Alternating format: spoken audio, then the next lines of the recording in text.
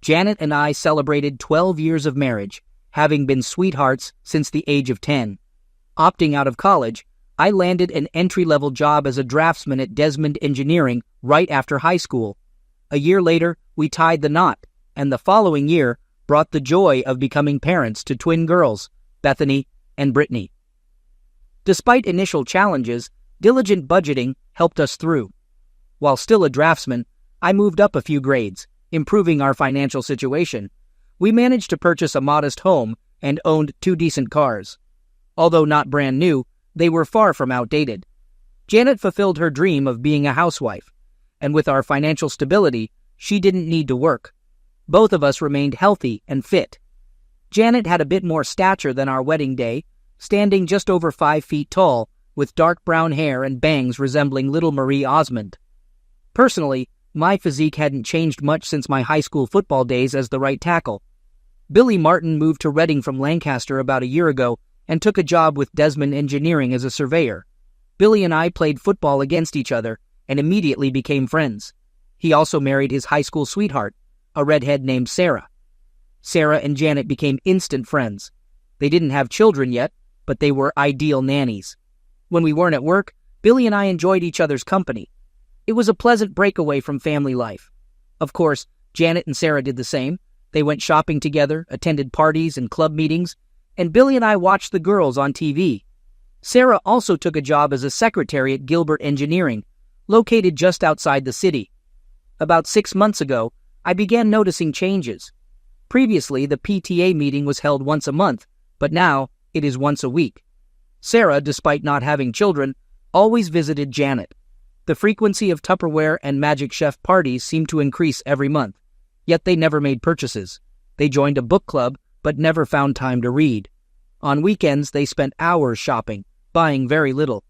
Janet's collection of fashionable lingerie grew, but I never got to enjoy any of it. It started bothering me. I never mentioned anything to Billy because he didn't seem to care. I didn't want to cause problems if something happened. About an hour after putting the girls to bed, Janet came home from some kind of basket party. She took a shower before Sarah picked her up and took another as soon as she got home. This seemed strange to me. While she was in the shower, I quickly checked the basket and found a set of black lace lingerie. Who would wear black lace lingerie to a basket party? I'm not in the habit of checking my wife's underwear, but I did this tonight and found that the underwear were wet and sticky. I put them in my pocket. Until tonight, I had never once delved into my wife's purse or wallet. The only thing I was really interested in was her cell phone. Apparently, she was pretty sure I wouldn't spy because she hadn't deleted a single call in the last week. The majority of calls were addressed to Sarah, but a large number of incoming and outgoing calls were addressed to KC, KH, and KW. Of course, I had no idea who they were, but I quickly realized that the C stood for cell, the H stood for home, and the W probably stood for work.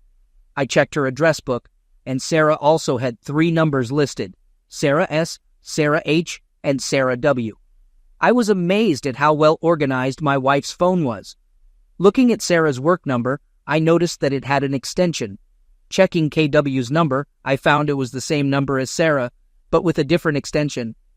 It wasn't hard to guess that Janet was calling and receiving calls from someone who worked with Sarah. It was also easy to guess that Sarah must have been the one who introduced Janet, and the mysterious company, K. Gilbert Engineering, was now closed. I took Janet's phone and dialed KW's number. Upon approaching Ken Sanders' desk, I heard a recorded message stating that he wasn't available at the moment. The message suggested leaving a name and phone number for a callback. After the signal, I ended the call, finding it too easy. Janet poked her head around the doorway and inquired if I was going to bed. I responded that I was almost done with the book and would get up once finished, acknowledging the possibility of falling asleep on the sofa. It was my intention to sleep on the couch. It was a restless night. I kept trying to figure out what I did wrong or what I could have done differently. It was a terrible waste of time and mental effort. Every time I redirected my thoughts to what I should do, they kept coming back to what I should do. I kept looking at the clock and it didn't move. All I knew for sure was that I was not going to take any blame for what happened or what was going to happen. I woke up to the sounds of my 2 little angels cooking breakfast. Janet encouraged them to take care of themselves rather than wait. The idea was good, and it appeared to be effective. While stretching and scratching myself, my wife entered the room and mentioned that I should hurry up or I'd be late for work. I assured her it wasn't a problem as I wasn't going to work that day. When she questioned why, I explained it was due to too many personal problems. With a yawn, I headed towards the bathroom, realizing I needed a shower. Upon my return, Janet seemed a bit puzzled as the girls had already left for school. I grabbed a cup of coffee and sat at the table opposite my wife, who looked at me hesitantly, as if anticipating something but uncertain about what. I straightforwardly requested her to share details about her novel, sensing she might not readily open up and share her thoughts. In response, she asked if my downcast mood was due to suspicions of her being unfaithful. I confirmed my concerns and pressed her to discuss the novel. Despite being married for 12 years, she questioned why I would entertain such thoughts. I insisted on discussing her novel, citing my work commitments for the day and a refusal to engage in games. My wife, with affection, let out an exasperated sigh and leaned in, reassuring me that there was no romance in her novel. I sarcastically acknowledged her honesty, but expressed my inability to appreciate it at the moment. She leaned back, sipping her coffee as if she had taken control of the situation. I then asked if she could answer a few simple questions, to which she agreed. I inquired about her frequent attendance at PTA meetings every week, despite the PTA secretary stating they only held monthly meetings and she hadn't attended one in 6 months. In response, she expressed confusion and a bit less sassiness, claiming she didn't understand what I was implying. I pointed out that she and Sarah attended non-existent PTA meetings every Tuesday and questioned why she would lie about such a matter. Janet took some time to reflect on the question and eventually found an answer. She apologized, explaining that on Tuesday nights, she and Sarah went to Rosie's Cantina for ladies' night to enjoy 2-for-1 margaritas. They hadn't informed me to avoid any misunderstandings, considering Billy and me. She admitted it was a mistake and promised to inform us from now on. I remained skeptical, stating that I would verify her explanation. I suggested Sarah might support her, but I questioned what the people at Rosie's might say. In response, she emphasized that I was making a big deal out of it. She then shifted the focus, asking about my behavior at little Tupperware parties, questioning why I took a shower before leaving and another upon returning home. I explained that it was to eliminate the smell of smoke from my hair, as many women smoked at those gatherings. She continued probing, asking why I wore fancy underwear to those parties, but not for her, unless it was a special occasion. I admitted not having a good answer, stating that I just wanted to feel dressed up when going out. Janet's lies began to irritate me, and I struggled to control my anger, realizing it was time to address the situation. I confronted her with the soiled underwear I found the previous night, accusing her of deception. I expressed my awareness that the substance on the underwear was not mine, and warned her against claiming it was due to a yeast infection. My anger escalated, and I demanded an explanation. Janet fidgeted in her chair, avoiding eye contact, seemingly unable to provide a quick response. Frustrated, I pressed her further, questioning why she had come home with soiled underwear and insisting on an explanation. She urged me to stop and expressed her inability to endure the situation any longer, claiming we had been married for 12 years. She questioned how I could treat her in such a manner. The continuous stream of lies and constant denial overwhelmed me with all the strength I could muster. I hurled my partially filled coffee cup across the room, shattering the front of the microwave. This time, there was no doubt I had Janet's attention. The expression on her face was new, as she had never witnessed my anger before. Leaning over the table, I confronted her loudly, demanding information about Ken Sanders. She rose from the chair and moved towards the sink, trying to evade the conversation, repeatedly stating that he was just a friend. I persisted, asking if she had a close relationship with him. In a terrified tone, she admitted to it. I pressed further, questioning if she had slept with him the previous night. With remorse in her voice, she confirmed it, urging me to stop and expressing sincere apologies. She stood at the sink, sobbing uncontrollably. After pouring myself fresh coffee, I heard Janet's cell phone ringing. Her eyes shifted nervously between me and the phone as she suggested answering it, identifying the caller as Ken. I pressed the speakerphone button and greeted Ken, who sounded distressed, mentioning a call attempt on his work number the previous night. Janet seemed frozen with fear, and I nodded in acknowledgement. She hesitated in responding to Ken's inquiries about her presence and whether something was wrong, eventually admitting that I was present and aware of their situation. I intervened, addressing Ken and informing him that I had some matters to attend to in the morning, but promised to visit him in the afternoon. I suggested having emergency on speed dial. Ken didn't hang up but remained silent. Ending the call, I returned the phone to my pocket. Janet, now in her robe, stood at the sink, trembling. Expressing my intention to leave, I posed one final question about the name of the guy Sarah was dating. She reacted by pleading with me not to ask. In her distress, she threw the second cup across the room, causing it to crash against the tiled wall behind the sink. In a hurried manner, she provided the name as Kelvin, specifically mentioning Calvin Bostic. She informed me of her return later in the afternoon and instructed me to clear out my belongings before then. She mentioned her mother staying with the girls temporarily and assured assistance in retrieving any items I couldn't fit in my car. She emphasized not to contact her and requested informing her mother of my whereabouts. She remained still, offering no further words as I walked out the door. Of course, I had no idea what to do next. I decided to go into the office and see Billy. I considered him a friend and believed he should know what was happening. It was easy to deduce that Sarah met Calvin at work and became friends with him. Ken was likely Calvin's friend in need of a date. I might have simplified this a bit, but I thought it was close enough. Billy was absent from the office, probably engaged in some form of betting or similar activities. I called him on his cell phone and shared the distressing news about Janet and Sarah having boyfriends, revealing that the supposed meetings and Tupperware parties were actually social gatherings. He questioned the credibility of the information and found it hard to believe. I suggested asking Sarah about a guy named Calvin Bostic, who worked with her in Gilbert, as I suspected she might have introduced Janet to someone from their workplace. Billy expressed disbelief upon learning about Calvin Bostic, as they had graduated together. I also mentioned a guy named Ken Sanders, describing him as a tall, skinny individual. I shared my belief that Janet would likely warn Sarah soon, as she had given me various excuses before finally confessing. After our conversation, I went to HR to request a short leave, finding it impossible to focus on work. It took only 10 minutes to transfer my tasks to another draftsman. Meanwhile, Janet's cell phone rang, displaying Sarah's name on the caller ID. I answered the call, pretending to be Janet, and inquired about the situation. Sarah apologized, thinking she was calling Janet, and mentioned that Billy had received information at the office. Expressing my anger and disgust, I asked Sarah to clarify what someone had said to Billy. She revealed that she intended to take Janet home and suggested that bothering Janet at that moment was not ideal, as she was busy packing her belongings. Surprised by this revelation, I questioned the reason for packing and learned that Janet planned to return to live with her parents temporarily.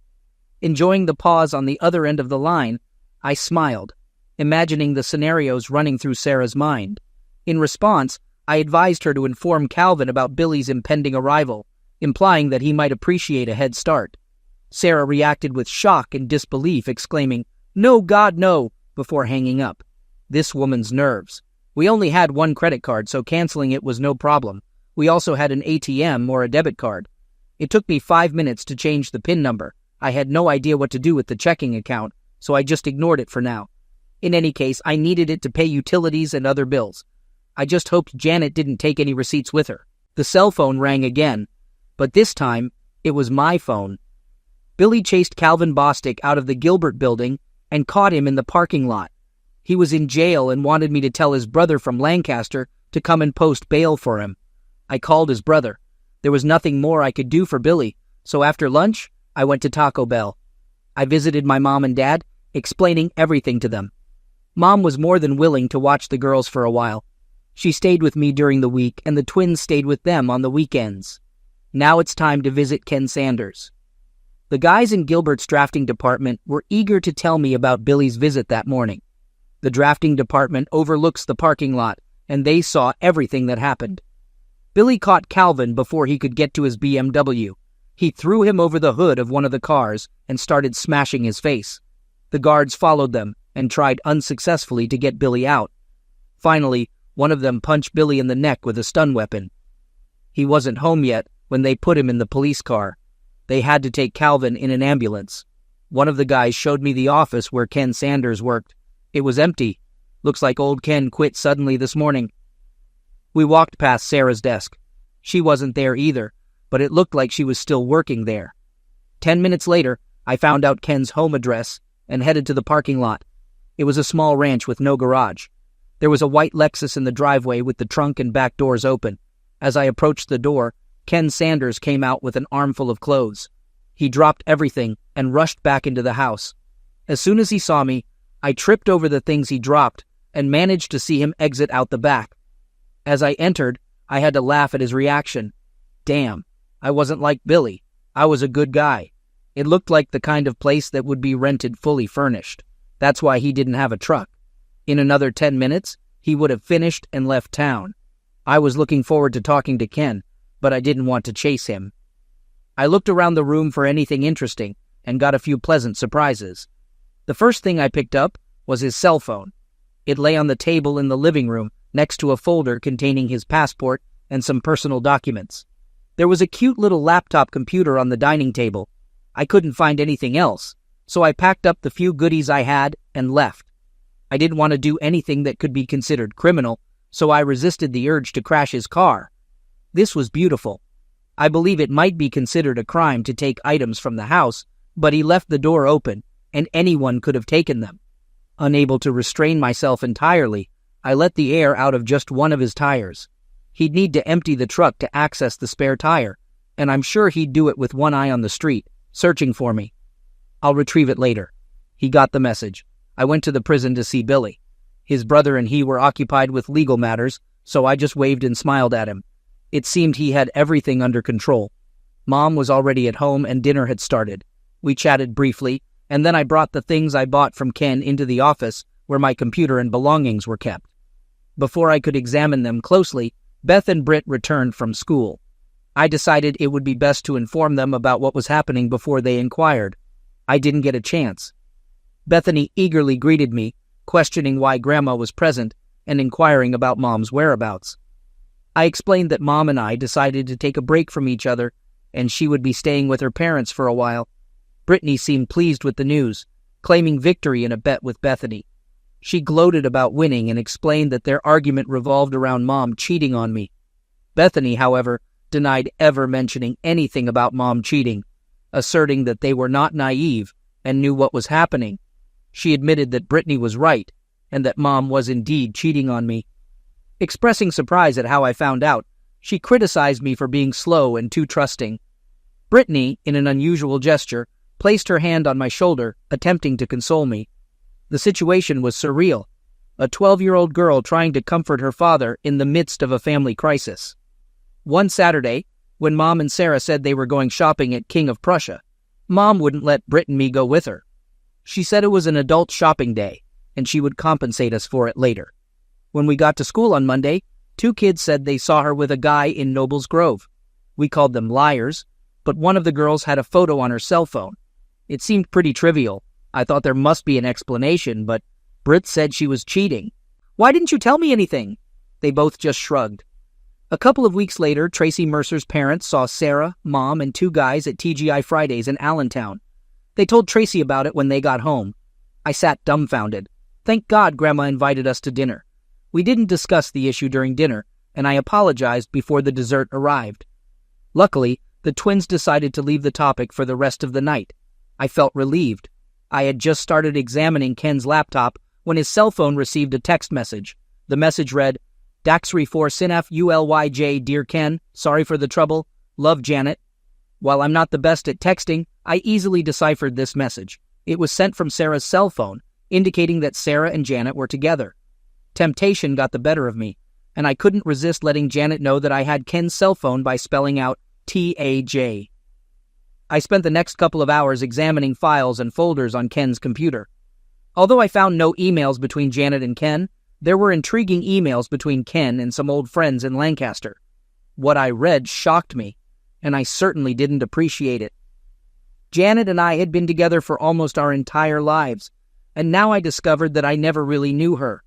In less than a year, she seemed to have become closer to Ken than she had with me in almost 20 years. As I replaced the cartridge in the printer, I noticed tears streaming down my face. This wasn't my usual reaction. Her deception had hurt me, and now I felt the salt in the wounds, perhaps because of my tears. I printed out several emails and a dozen photographs. I would have taken more photos, but I ran out of expensive paper. There were no explicit or suggestive images. All of them were suitable for mixed company. Beth poked her nose in the door and asked if she could call her mother. I didn't feel like I could refuse. My mother was with the twins while they talked to Janet, and she overheard everything. She didn't eavesdrop, but it seemed like the girls weren't trying to hide anything. Mom later told me that they didn't cut Janet any slack and blamed her for the whole problem. The conversation lasted less than 5 minutes. The emails were extremely interesting. Ken applied and got hired as an engineer for an alternative energy project in Spain. His start date was in 6 weeks. Apparently, he didn't inform Gilbert about his departure. I'm sure Sarah knew, but no one else mentioned it. He had all the documents ready for the trip, except for my passport. I'm sure he could find a replacement, but he better hurry if he wants to set a start date. I guess he could always go to the police and report that I stole it, but I didn't think he would do that. He hasn't booked his plane tickets yet. One of the letters to a close friend explained a lot. Janet planned to get a divorce after joining Ken in Spain. She realized that I would never allow her to take the girls out of the country, so she was going to declare me an unfit father. The letter didn't go into detail about how she was going to achieve this, but it did indicate that it would be severe enough to revoke my visitation rights for the twins or custody. It was completely despicable. Ken wrote this letter, so it was all hearsay. I would have liked to have received something original from Janet, but I had to make do with what I had. I printed out several copies of this letter. Mom fell asleep watching Leno, so I sent her to our bedroom. The girls have already gone to bed. I fell asleep on the couch, and there were 4 empty beer bottles on the coffee table. I woke up to the smell of fresh coffee and bacon. Mom always prepared a good breakfast. The girls were finishing their cereal when I approached the table. I had to endure some good-natured teasing before I could start cooking the eggs. The conversation was casual until it was time for the bus.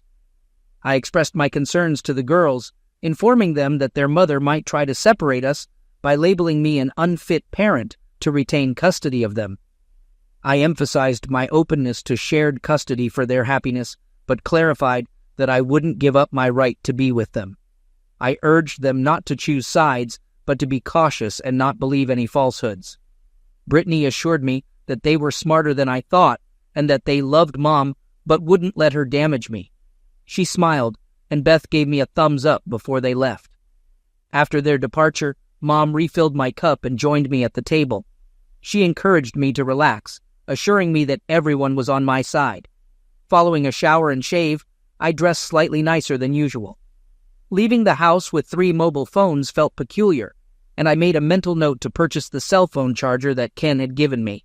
Though I probably wouldn't need it, I preferred to be prepared. I checked in at the Family Services office and awaited the caseworker's call. Upon receiving it, I was surprised to recognize the woman who assisted me. Jody Mitchell, whom I hadn't seen in over 10 years, greeted me with a remark about our shared past in high school. She remembered me from those years when she was part of the goth group that stuck together, facing ostracization, particularly from athletes like me. Though she looked normal now, I couldn't forget her pink hair, black lipstick, and dark eye makeup. The sign on her desk read, J. Mitchell, indicating she likely hadn't married. 12 years ago, I could understand it, but today, she looked normal. "John, what can I do for you?" Her question interrupted my train of thought. I stuttered a bit and acknowledged Jody's appearance, to which she chuckled at my awkwardness. I apologized if my words had been embarrassing, and she reassured me to relax. She shared that halfway through college, she realized she could face the world authentically without a false facade. Jody mentioned she had been what I might call normal for almost a decade now, feeling much more comfortable this way.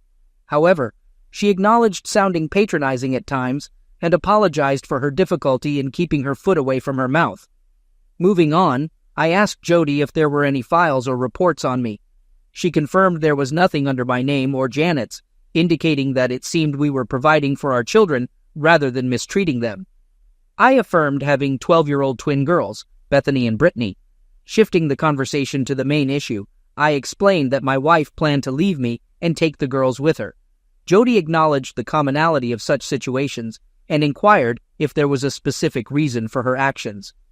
I pointed out that there were no supporting documents or accusations in their records, expressing concerns about potential setups.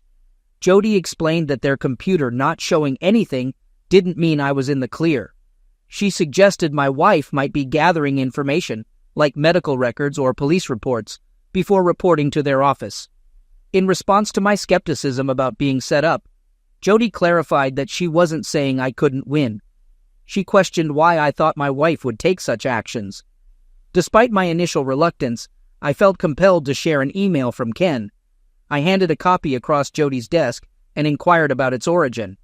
I explained that I had taken the email from a computer through illegal access, recognizing its inadmissibility for legal purposes. I mentioned the word conspiracy without understanding its legal definition, and expressed my confusion and concern about how to protect myself and my daughters in this situation, especially since I couldn't afford a lawyer. Jody Mitchell relaxed in her chair, and I maintained eye contact without blinking. She rocked back and forth before leaning toward me and suggesting I come back the next morning. I agreed and asked if I could keep the copy of the letter. After receiving confirmation, I left, and she bid farewell, expressing that it was nice to see me. I smiled, and she returned the gesture, revealing a new side of Jody. Lacking connections to lawyers, I resorted to picking one from the phone book. Despite knowing about my wife's intention to divorce me, I wanted to secure my position given the circumstances.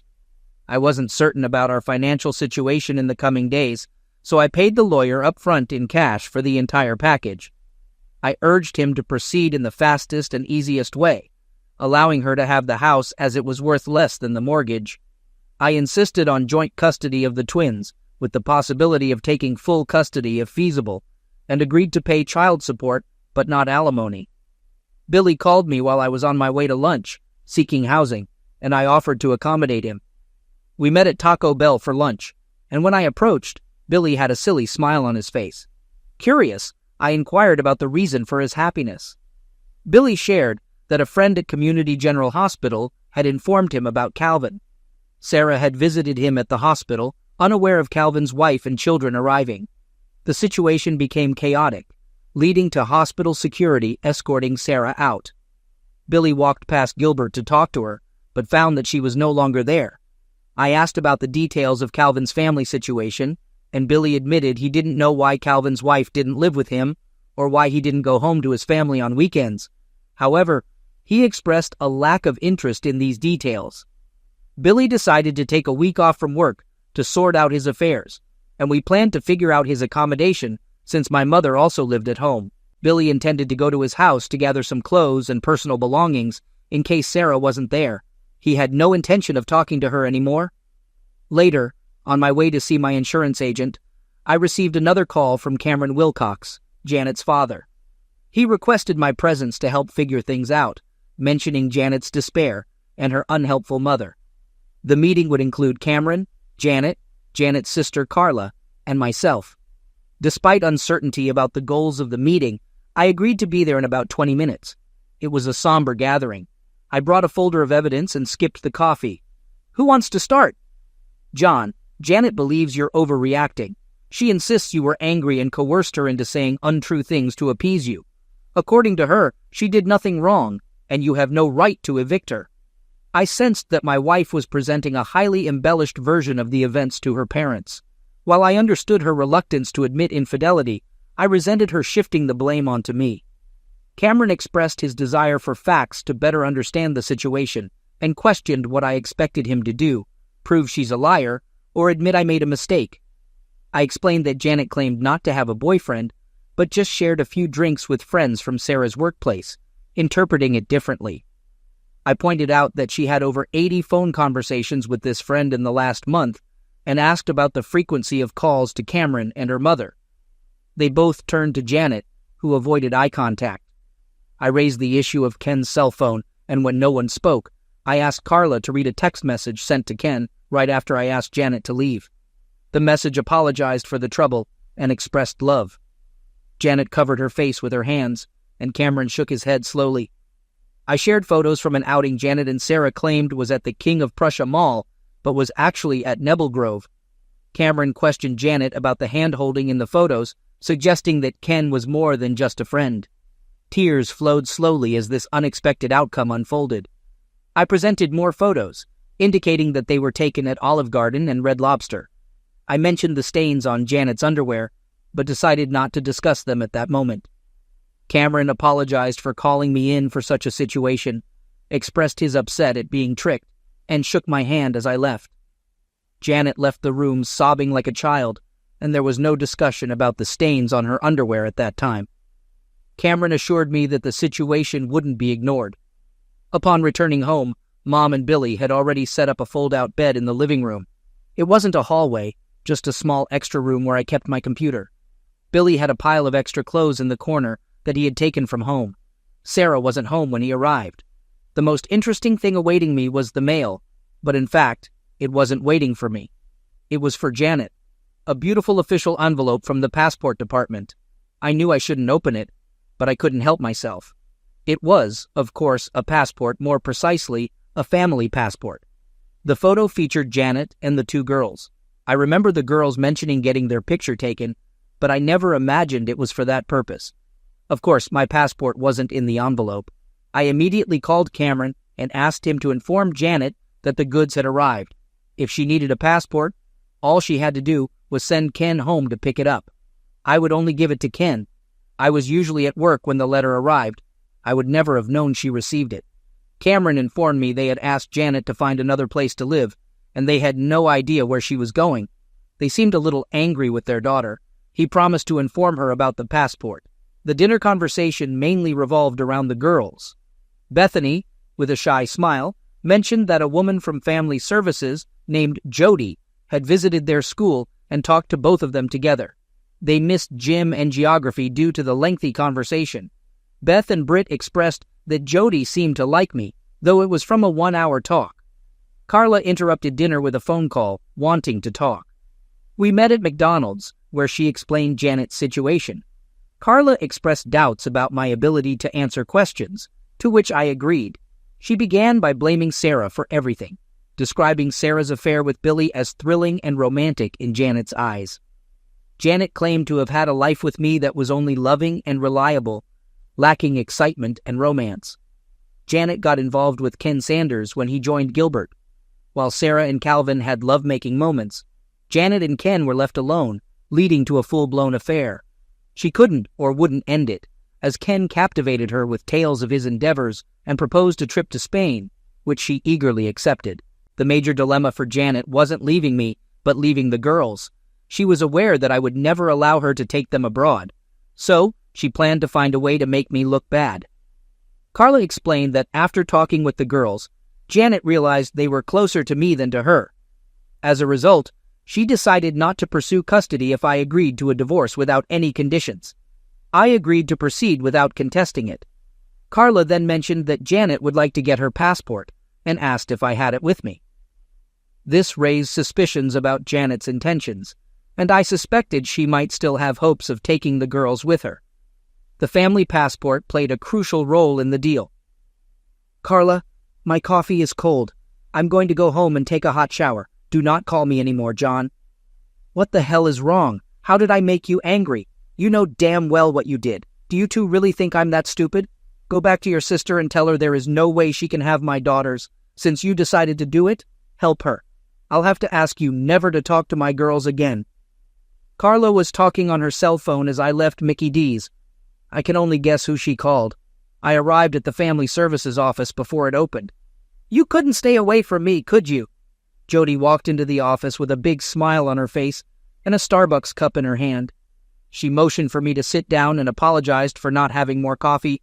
I think you know that I talked to your daughters yesterday. I nodded and smiled.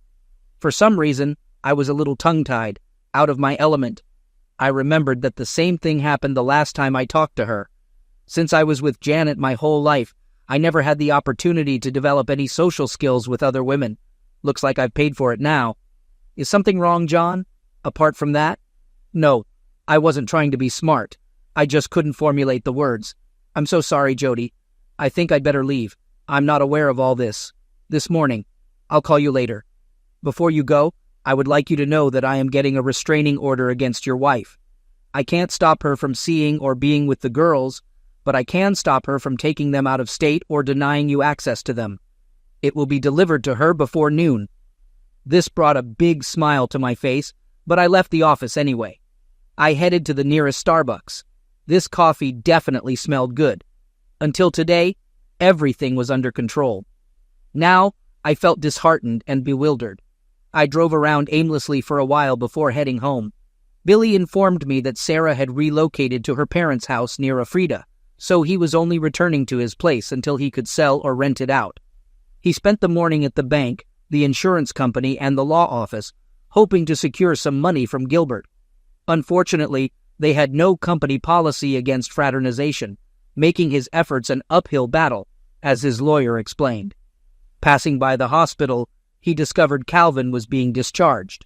Calvin's wife, in the process of completing her discharge paperwork, intercepted Billy, expressing her gratitude for his assistance and explaining her attempt to persuade Calvin to drop the charges. Surprisingly, she had been trying to mend the situation with Calvin for several years without success. After Billy left, I sat on the porch, nursing a beer. Mom brought me a meatloaf sandwich and joined me in silence, sharing the beer. She mentioned that Dad would come for dinner and stay the night. When Jody Mitchell arrived, Mom retreated into the house. Jody sat beside me, declining the cold beer I offered. We sat in silence for a few moments before she spoke. I served Janet's papers about an hour ago.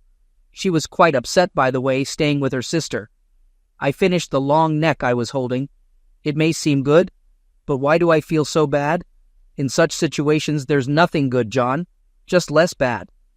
I pulled out another beer, hesitated, and returned it to the refrigerator. Could you come in and explain all this to the girls? I get along with them, but no matter how carefully I phrase it, it might sound like I'm blaming their mother. I fear it could push them away. How about 7 tonight? I nodded, and she stood up, walking to her car. Halfway there, she looked back, a positive sign, and I smiled. She smiled back.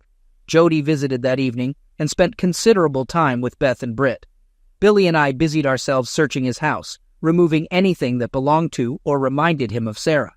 Jody began frequenting our house several times a week, spending as much time with my mom as with the girls. I noticed she was avoiding me. While this suited me, I was curious. One evening, after the girls had gone to bed, she sat beside me. I felt the need to talk to her, but she initiated the conversation. She asked if I had any wine, preferably with a cork. I explained that I had wine, but they all had screw caps. She found it amusing and requested something red, so I poured a bottle into a container that resembled more of a jug. As we drank, I gathered the courage to discuss the girl's well-being during her visits. She mentioned that the twins were fine and didn't necessarily need to see her. Surprisingly, she clarified that she visited to see me, not the girls. I was confused, as she rarely engaged in conversation during her visits. She admitted that she thought I might have a rule against fraternizing with clients, which we both found amusing. To lighten the mood, she brought up the topic of tattoos and expressed surprise that I hadn't asked to see hers. I confessed that I had 4 tattoos from my high school days, 3 of which were easily visible, and 1 more discreet. She playfully suggested a game of finding the tattoos, maintaining quiet to avoid waking the girls. The 4th tattoo was in a secluded place, and I admired her for a while before she left, apparently before the twins woke up. However, I sensed they might have been aware of what occurred. I instructed my lawyer from the phone book to finalize and deliver the divorce papers. Janet, still residing with Carla, received the papers, but there was no response. Several more weeks passed, and my father's health declined. Mom spent more time with him than with me. Luckily, school concluded, and the girls spent the summer with her. By the end of summer, Dad moved to a nursing home. Billy and I assisted Mom in preparing the family home for sale, and she moved back in with me. Jody visited the girls at their mother's all summer and spent 3 or 4 evenings a week with me. They went shopping and out to dinner together, and I appreciated the attention Brittany and Bethany were giving. At least I didn't envy them anymore. I was pretty sure they knew what was going on between Jody and me. Janet called the girls about once a week, but the conversations were always short, and according to her mother, seemed tense most of the time. The twins didn't even tell me she called. Billy's divorce from Sarah was finalized. I had no idea what my status was. He also decided he wanted to start his own surveying business and asked me to come with him. I didn't have enough money to contribute until my mom came to the rescue. When she and her father ran out of money, Medicare picked up his expenses. Instead of watching it all disappear, she thought I should use it for business. I believe she also thought of it as an investment in her future. 3 months later, Billy and I had our own small surveying business. Fortunately, my drawing skills developed into drawing stories. About a week into the new semester, the twins were visited by their mother. They thought they would go to the guidance office to see Jody, and they were both disappointed to see Janet. They tried their best to be polite and respectful to her, but they still couldn't. She told them she loved them both and was sorry things turned out the way they did. She was going to Spain to see the windmills and would send them some postcards. She promised to call them every year on their birthday and send them amazing Christmas gifts. They said she cried when she left. Janet never called me to tell me she was leaving, but the next week, her parents showed up at the house. They apologized again for what Janet did, but made no attempt to defend her or justify her actions. Brittany and Bethany were their sole grandchildren, and they desired the opportunity to see them. I had no qualms about their request. They conveyed that Carla felt too ashamed to approach me, torn between her sister and her parents. 2 months later, my divorce was officially concluded. Jody and I opted to celebrate at Red Lobster. It was a rare evening without the girls, who seemed content. In fact, I believe they were somewhat elated. We spent the night at a local Holiday Inn. The twins welcomed me back with delight at 10 o'clock the following morning. Though they didn't voice it, they smiled from ear to ear throughout the day. A year later, everything was going well, but unfortunately, my father passed away. Mom considered relocating to Florida with her sister, but was reluctant to leave the girls. The twins thought their grandmother should depart, but proposed that Jody take her place, even if she couldn't cook as well as my mother. They also insisted they were old enough to have separate rooms. It was an evident and viable plan. The girls received birthday cards from their mother, but there was no phone call. She also sent numerous postcards, all depicting Spanish windmills. I wasn't sure of the significance. For Christmas, she sent 2 stylish embroidered dresses, unaware that the girls were entering their teens and might experience a growth spurt. Surprisingly, they didn't mind that the dresses were too small. Gilbert Engineering became our major client.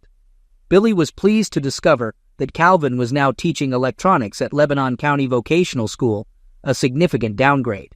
Calvin was no longer married, and Sarah remarried and relocated to California.